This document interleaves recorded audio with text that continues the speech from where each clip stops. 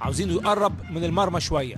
كوره خطيره وتصويبه وجول وجول جول جول جول جول. هدف اول للمنتخب المصري.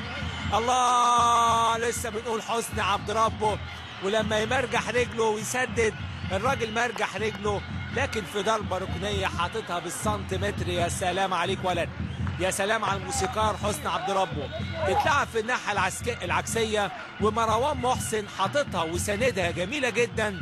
واحمد حسن مكي اللي لسه بقول مش عاجبني رد عليا وقال لا انا اهو، انا موجود. احمد حسن مكي واحنا موجودين كمهاجمين مصريين مميزين. وكورة هدف اول للمنتخب المصري.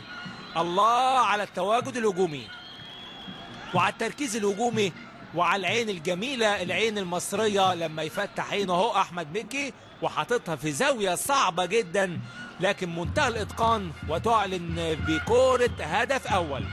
برافو. العكسية حاططها ضربة ركنية. يعني السيد بوبرادي فضل ان هو يثبت عدد كبير، مفيش تغييرات كانت في اضيق الحدود، 3-4 لاعبين. ضربه ركنيه قايم من قريب، مش متامن وجول. جول شكلها. والقبالي يا جماعه، عبد العزيز القبالي هدف التعديل، هدف وكوره 1-1. نفس الغلطات في المواقف الثابته، نفس السيناريو ونفس الاخطاء في المونديال لندن في 2012. يعني عندنا مشاكل في الكره المصريه في الاخطاء في المواقف الثابته. اي كره ثابته، اي ضربه ركنيه، الواحد بيحط ايده على قلبه. خلاص التنظيم الدفاعي مش موجود بالمره.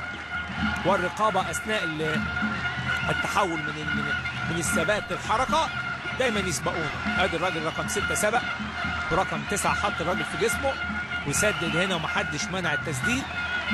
تتحول الكوره بهدف مستحق للمنتخب العماني. ليه مستحق؟ لان احنا بعد الجول يا جماعه مفيش اي انتاج، مفيش اي محاوله للتعزيز.